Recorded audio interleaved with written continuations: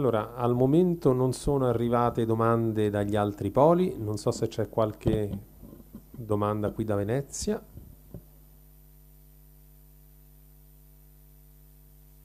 No?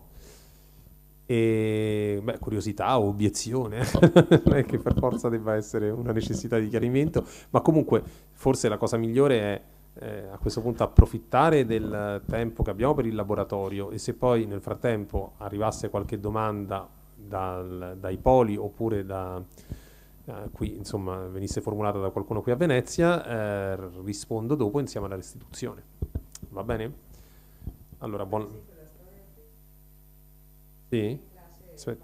Può venire qui perché così sentono anche dagli altri poli? Grazie.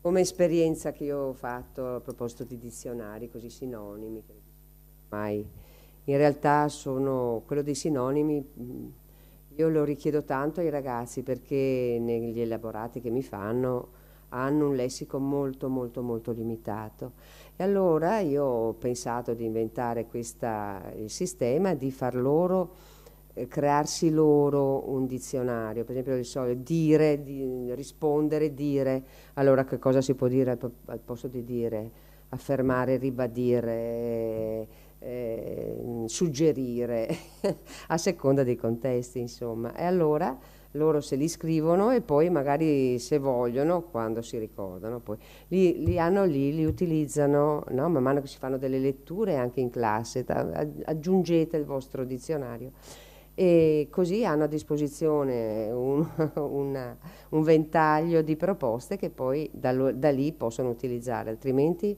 loro si fissano, proprio sono molto molto molto ripetitivi. Ecco. Questo volevo dire come esperienza che ho fatto io a proposito dei sinonimi che lei diceva che erano un po' obsoleti come, no?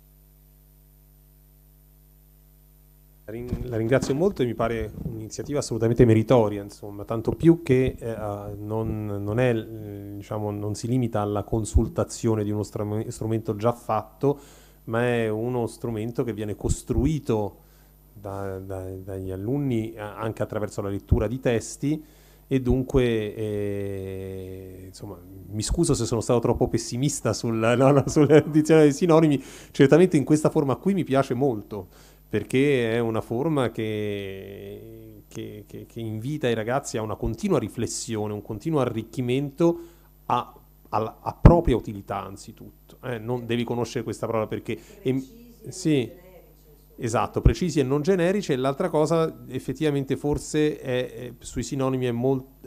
cioè mentre sul lessico si lavora in genere su quel lessico che non è fondamentale, perché il lessico fondamentale sarebbe inutile stare lì a definire naso, casa, mangiare, eccetera, no? Bisogna andare invece sulle parole anche del lessico intellettuale, cioè quelle che richiedono un maggiore sforzo anche cognitivo per essere capite, perché insomma non sono neanche tanto facili da definire. Invece sui sinonimi effettivamente mi pare molto opportuno partire da lessico fondamentale.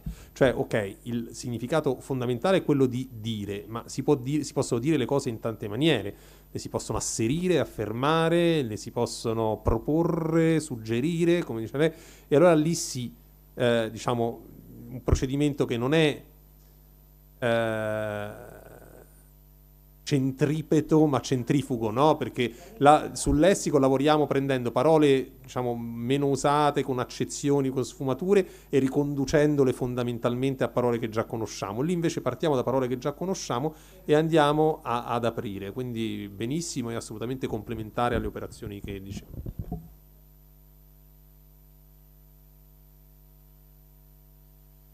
Bene, la domanda è su che cosa, diciamo, mi chiedono un'opinione sugli anglicismi e sull'uso che se ne fa sempre di più. Avrete capito che non sono un purista, perché se, diciamo, addirittura cerco di vedere come si possono definire, frenzonare, newbo, eccetera, vuol dire che non sono di quelli che si strappano i capelli di fronte agli anglicismi. Poi, adesso, fuori della battuta, insomma non penso di avere una vera e propria opinione in proposito. Qualsiasi forma di dirigismo linguistico mi è fondamentalmente aliena, per cui diciamo, nel momento in cui le parole circolano e sono di uso comune, non penso che stia a nessuno, grammatico, professore di linguistica, professore di scuola, eccetera, dire che cosa bisogna usare o non usare. Certo è quando ci sono più opzioni, quindi nel caso per esempio di frenzonare sarebbe addirittura ridicolo andare a dire no, per una parola gergale che ha un significato così ormai tecnico andare a trovare un sostituto o dire no, non bisognerebbe usarlo, quella ha una chiara funzione anche identitaria e va bene così. Più che altro si può semplicemente rilevare che se un tempo il gergo giovanile attingeva moltissimo al dialetto e anche all'italiano antico, adesso i neologismi del gergo giovanile sono quasi esclusivamente anglicismi. Perché però? Perché c'è anche una circolazione globale di questi termini, non sono più termini che si diffondono nella città e nell'immediato contato, ma sono termini, cioè di friend zone, per dire si parla in America, si parla in Cina, si parla un po' ovunque, per cui c'è anche una dimensione diversa a cui non siamo abituati. Quando ci sono diverse opzioni, e soprattutto secondo i contesti, beh lì sì, si può dire qualcosa, cioè l'anglicismo usato, l'anglicismo diciamo aziendale o di grande circolazione in rete, usato in un saggio su un argomento letterario o su insomma, una grande questione della contemporaneità, se effettivamente abbassa il registro, è chiaro, va corretto, quantomeno va segnalato, però esattamente come un colloquialismo qualsiasi, se di questo si tratta. Se invece l'anglicismo è la parola tecnica e la si vuole sostituire semplicemente perché è anglicismo, allora lì no, secondo me è errato cioè bisogna tenere l'anglicismo così com'è. Quindi veramente dipende dai contesti. Spesso e volentieri il problema dell'anglicismo è che può essere che la prima risorsa è quello subito meglio conosciuto dai ragazzi, perché appunto è termine sempre più in uso nella stampa, insomma, nei testi che circolano in rete, e però può essere anacronistico, per esempio, se riferito a situazioni del passato, e allora lì bisogna correggerlo esattamente come si correggerebbe però una qualsiasi parola italiana, diciamo del lessico ereditario, che però non aveva quel significato per la situazione che si sta commentando e dunque non è appropriata.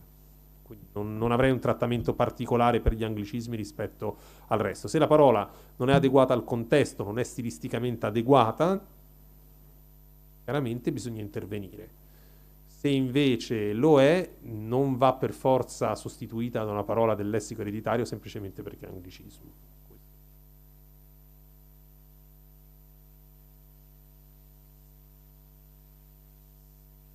Non ci sono altre domande, allora iniziamo col laboratorio e poi ci riaggiorniamo tra una mezz'ora, credo che una mezz'ora ce la dovremmo avere, ma forse anche un po' prima, sono le 23, vedo, quindi se riusciamo a fare 5 meno 5 abbiamo un po' più tempo per la restituzione.